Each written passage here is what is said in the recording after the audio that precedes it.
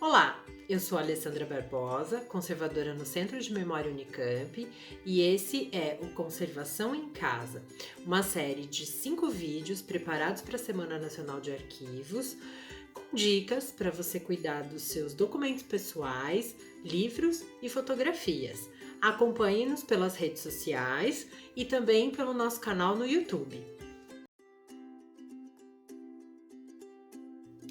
Hoje é o último vídeo do Conservação em Casa e nós vamos falar sobre os materiais de conservação de acervos.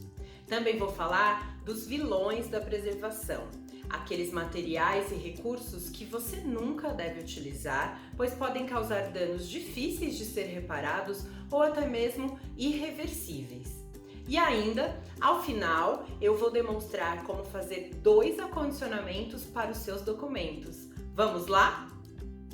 Nos vídeos anteriores, além de falar da importância do ambiente de guarda, da forma de manipular e mesmo limpar os seus documentos, eu apresentei uma série de acondicionamentos, caixas, envelopes, jaquetas, e mencionei que esses materiais deveriam ser materiais de boa qualidade, que era preciso saber escolher o material na hora de pensar esse acondicionamento. Mas afinal, o que é um material de boa qualidade? Nos arquivos, esses materiais são chamados de materiais de qualidade arquivística, ou seja, são aqueles materiais que eu posso utilizar para a conservação do acervo e que não interferem no tempo de vida dos seus documentos. São papéis, colas, plásticos e uma série de outros produtos que a gente utiliza para a preservação dos acervos e que não causam reações físicas e químicas que possam acelerar a degradação. São materiais de grande durabilidade e que apresentam qualidades que permitem que ele seja utilizado para uma guarda permanente. No caso dos papéis, escolha aqueles livres de ácido, preferencialmente de fibras longas e neutros. Evite também papéis coloridos para a guarda dos seus documentos. Em geral, essas características são descritas pelo fabricante. Mas, se você não tem um papel neutro e de fibra longa, não se preocupe, você pode utilizar um papel alcalino, aquele que você utiliza na sua impressora, por exemplo. Mas, o único papel que você não deve utilizar é um papel ácido.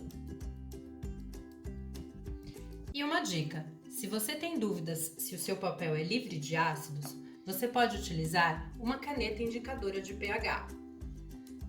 Ao riscar o papel e aparecer a cor amarela, significa que esse papel é ácido. Mas, se ao riscar o papel aparecer uma cor lilás, significa que esse papel é alcalino ou neutro e você pode utilizar no seu acondicionamento. Caso a sua opção seja por acondicionamentos plásticos, você pode utilizar o poliéster, como das jaquetas do vídeo 3, o polietileno, muito comum em pastas e fichários, e o polipropileno, o conhecido poliondas das caixas e pastas. Esses são plásticos inertes, diferente do PVC, o policloreto de vinila. Esse plástico reage com seu documento e pode causar danos. Um outro ponto a considerar é que, embora a transparência dos plásticos permita que você visualize melhor os seus documentos, você não deve utilizá-los se for guardar os seus documentos em lugares muito úmidos. Esse plástico pode grudar no seu documento. Nesse caso, a melhor opção é o papel. A escolha por materiais inertes também vale para o conserto de rasgos e outros danos. Evite fazer esse tipo de reparo por conta própria, mesmo porque você não tem em casa os materiais adequados. Fitas adesivas como o durex e a cola branca são os grandes inimigos da preservação dos seus documentos. Eles podem causar manchas e, na maioria das vezes, são difíceis de serem removidos. Os reparos são um procedimento de conservação que exige conhecimento específico e materiais como, por exemplo, o papel japonês, a cola metilcelulose, não é algo que possa ser feito em casa. Outros vilões da conservação são os clips e os grampos. Esses metais, ao enferrujar, oxidam o papel e causam manchas. Agora que você já sabe quais materiais utilizar e aqueles que são proibidos, que tal aprender a fazer um envelope em cruz? Para a confecção do seu envelope em cruz, você vai precisar de uma base de corte.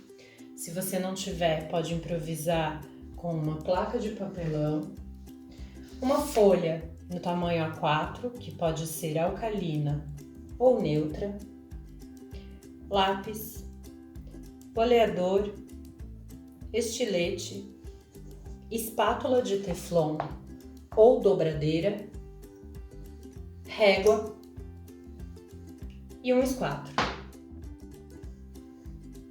O primeiro passo é tirar a medida do seu documento.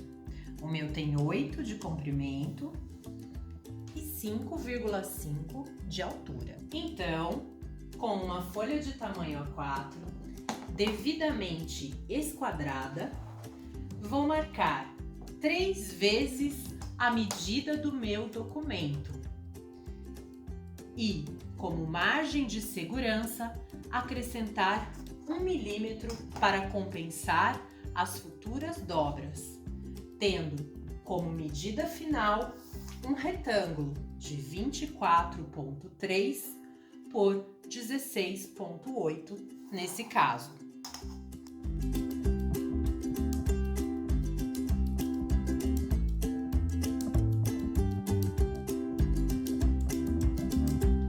Então, com as devidas marcações, trace as linhas.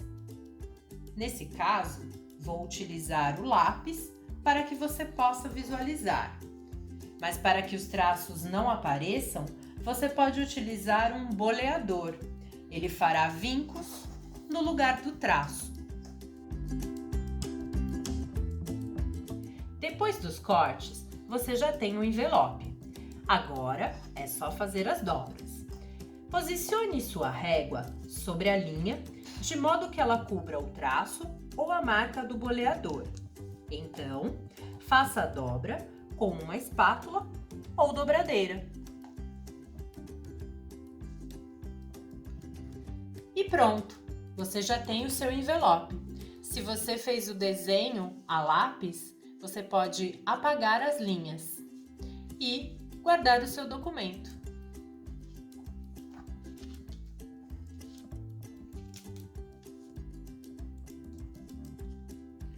Agora que você aprendeu a fazer um envelope em cruz, vamos partir dele para desenvolver um acondicionamento para esse caderno. Você irá utilizar os mesmos materiais, substituindo apenas o papel A4 de gramatura baixa por um papel de gramatura 240 ou 300. Inicie pelas medidas. No meu caso aqui, eu tenho 9,5 por 14 por 1 de lombada.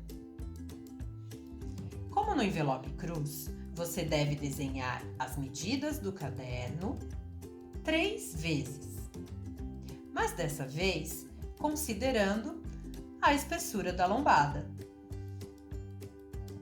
Para os cortes, você deve eliminar essas laterais.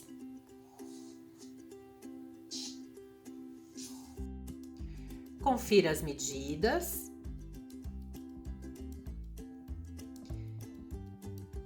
E você já pode fazer as dobras, utilizando a régua e a dobradeira.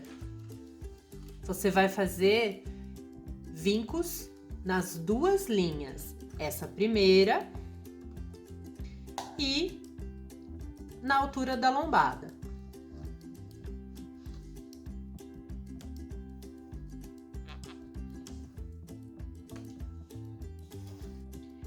E temos um acondicionamento para o caderno. A vantagem desse modelo é que você não precisa utilizar colas e pode deixar aqueles livros com capas soltas mais protegidos, além de mantê-los com os demais na estante. Bem, esse foi o nosso último vídeo. Eu espero que vocês tenham gostado. Eu vou deixar na descrição do vídeo um link com os desenhos das embalagens que fizemos hoje. Eu me despeço agradecendo a todos que acompanharam os vídeos essa semana. Quem sabe a série não continua? Até mais!